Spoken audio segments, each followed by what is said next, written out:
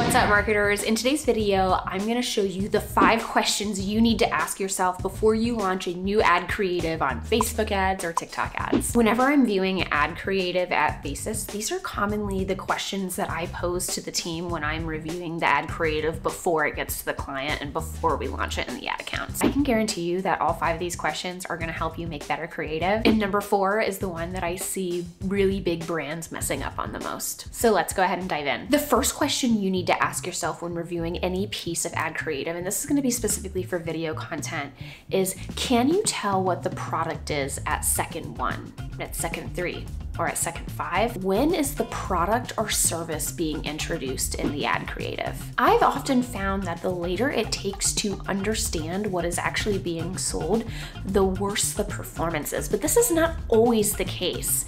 So this is why I think it's a really important variable for you to look out for before you even put it in the ad account. Now, recently I've seen things like how-to content and tutorial-based UGC where the product or service isn't introduced till second 20 or even later, and the performance is still good. But this is something that I see as a major variable in terms of if something is going to perform or not. There are many of our brands and clients at Thesis where we have to introduce the product or service before second 3 or else nothing performs. This is actually something I would do a retroactive analysis for your brands or at least your top performing creatives to see, okay, when is the product or service actually being introduced? Because that might tell you when you need to make sure that that product is being introduced properly in your video content. This is also something that when you're doing an audit on another brand's ad account or when you're going through Foreplay or through the ad library, make note of when you can actually see the product or service or when that's being fully understood. Because again, this tends to affect performance quite a bit. Number 2, can your product or service be possibly mistaken for something else when it is introduced? Now, I think that this is something, especially if you work internally at a brand or in-house, this is something that is really hard to guard against. And this is why when I'm working with video editors, that's why they often pull me in, because I have completely fresh eyes for their videos. Oftentimes, when you are creating something and you're editing something, you're kind of lost in the sauce. And I often find that, you know, maybe they used a certain phrase or they used a certain image that could be easily mistaken for someone else. So you really do need to get a fresh perspective on what you're actually presenting. And sometimes this can actually work to your benefit. I've worked for a few brands before where they had something in the hook that might have looked phallic or looked weird or whatever, and it actually improved performance because lots of people are like, wait, what the heck is that? So this is just something that I would be hyper aware of, especially if you're in-house.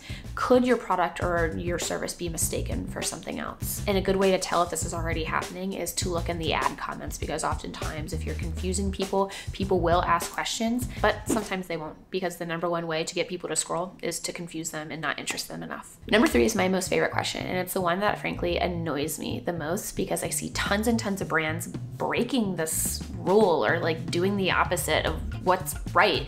And the question is this: does this creative seem native to the platform? Now, every time I say this, I think people understand what TikTok native creative is. I also think that they understand what Instagram or Instagram story native creative is. But I've had a few people ask me recently, what's Facebook native creative?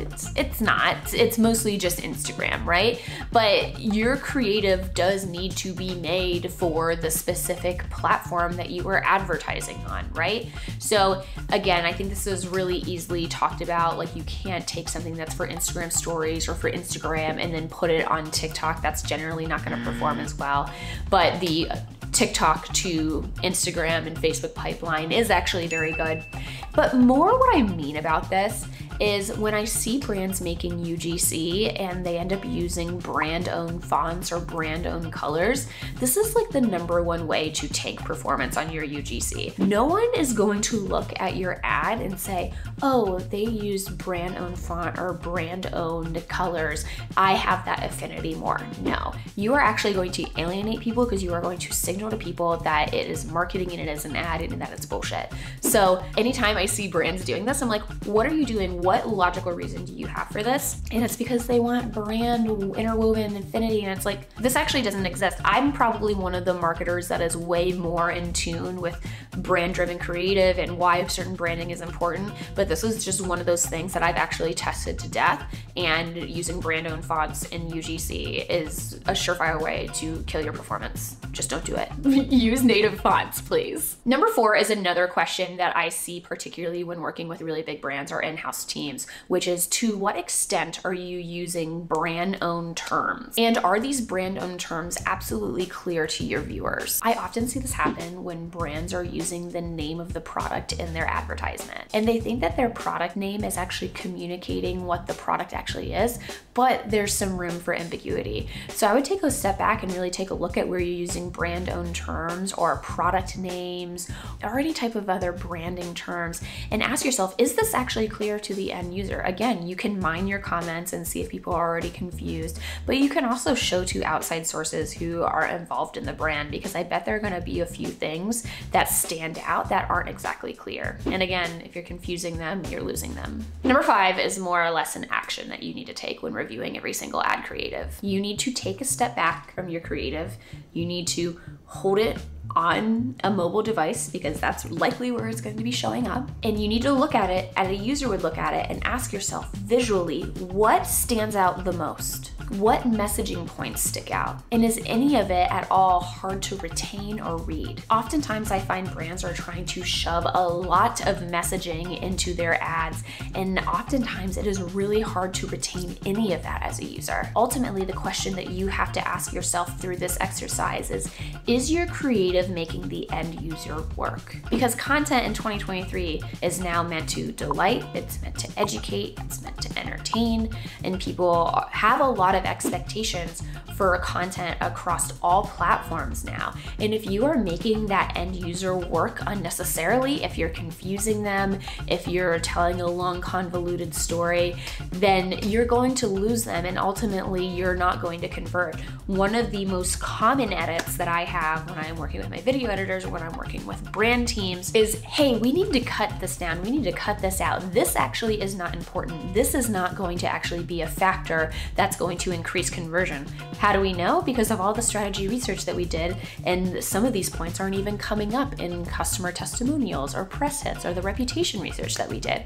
This is, again, a lot of why creative strategy research is so important, because when you're asking yourselves these questions, ultimately the overarching question is, when you're looking at certain variables and certain messaging points inside of your ad creative, is this important enough to keep? Because if it's not, it's gotta go. And that's it. If you have any other questions for me, be sure to leave them in the comments below. But I'm also curious if you guys have any other questions that you ask yourself before you launch an ad creative. Now, we actually have an entire big checklist that we use before we send off creative to a client. In theory, it doesn't always get done, which goes over things like spelling errors, which goes over things like certain editing tactics or whatever. But these questions are meant to be more about the strategy and how to get ad creative that converts, that doesn't just look good and would pass, you know, the first litmus test. And I often find that these questions aren't being talked about, so I wanted to share them with you. And I will see you next time. Bye.